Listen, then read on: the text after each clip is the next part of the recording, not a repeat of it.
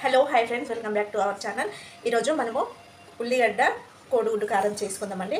కోడిగుడ్లు 3 తీసుకున్నాను. ఇట్లా మధ్యలకు పొడుగ్గా కట్ చేసుకున్నాను. 3 ఉల్లిగడ్డలు చిన్న చిన్న సైజు, 4 పచ్చిమిరపకాయలు. ఇప్పుడు చే విధానం చూడండి ఫ్రెండ్స్, ఓకేనా. ముందుగా మనము స్టవ్ వెలిగించుకోవాలి.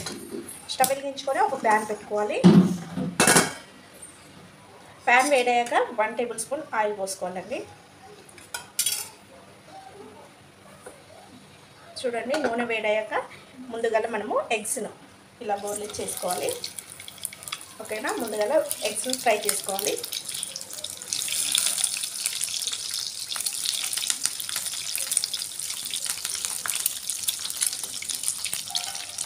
కొంచెం పసుపు అలాగే ఉప్పు వేసుకోవాలి. చూడండి, ఒక చిటికెడంత పసుపు. ఎగ్స్కు కొంచెం నూనె ఉప్పు పడితే బాగుంటాయి. అలాగా ఉప్పు, ఓకేనా.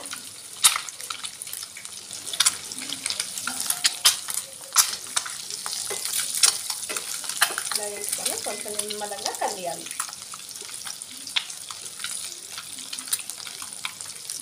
నిమ్మలంగా కలిగించి దీన్ని 2 వైపులా ఇలా వేసుకోవాలండి.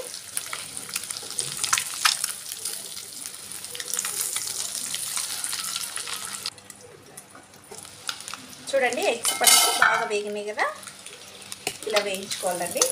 చూడండి, ఇలా వేగాక పక్కన తీసి పెట్టుకోవాలి ఒక ప్లేట్లో.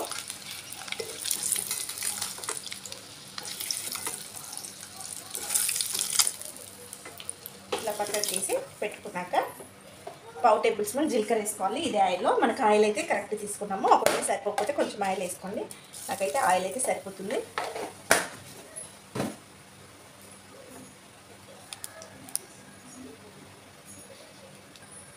ఇప్పుడు ఉల్లిగడ్డలు వేసుకుందాం. చిన్న చిన్నగా కట్ చేసుకున్నాం. ఆ ఉల్లిపాయ ముక్కలు అయితే వేసుకోవాలి.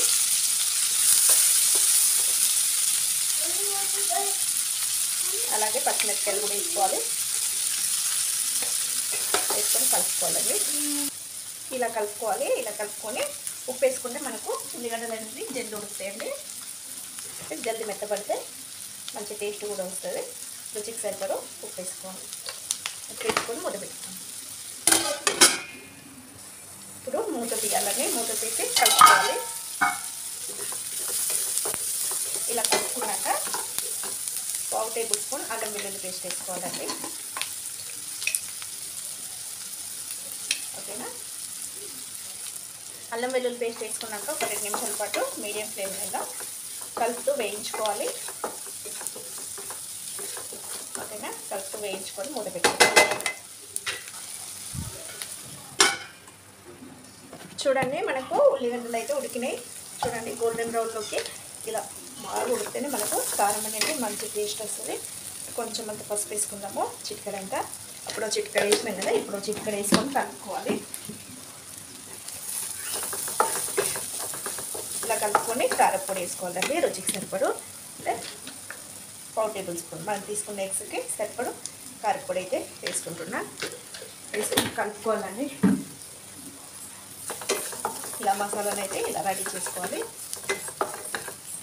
ఇప్పుడు ఇందులోకి ఇంట్లో రెడీ చేసుకున్న మసాలా వేసుకోవాలండి. 1/2 టేబుల్ స్పూన్ మసాలా. ఏంటిదంటే కొబ్బరి పొడి, ధనియా పౌడర్ ఇవన్నీ వచ్చేసినాయి. ఆ పౌడర్ అయితే వేసుకోవాలండి. వేసుకొని కొంచెం ధనియా పౌడర్ ఉంటే ధనియా పౌడర్ వేసుకొని మనము ఫ్రై చేసి పెట్టుకున్న ఎగ్స్ని ఇందులో వేసుకోవాలి. ఇందులో వేసుకొని ఇలా కలుపుకోవాలండి. ఇలా బాగా కలుపుకొని ఇంకా మూత పెట్టుకోవాలి. ఇప్పుడు 2 నిమిషాల తర్వాతకి మనకు మసాలా అనేది బాగా ఉడికిందండి. ఇప్పుడు కొంచెం అంతా కొత్తిమీర వేసుకొని ఇంకా స్టవ్ ఆఫ్ చేసుకోవడమే ఫ్రెండ్స్, ఓకేనా. ఈ వీడియో కనుక మీకు నచ్చినట్లయితే లైక్ చేయండి, షేర్ చేయండి, కామెంట్ చేయండి. ఇలా కలుపుకొని ఇంకా మూత పెట్టుకొని అన్నంలోకైనా సైడ్ డిష్ అయినా పెట్టుకుంటే చాలా బాగుంటుంది, ఓకేనా ఫ్రెండ్స్. Bye bye.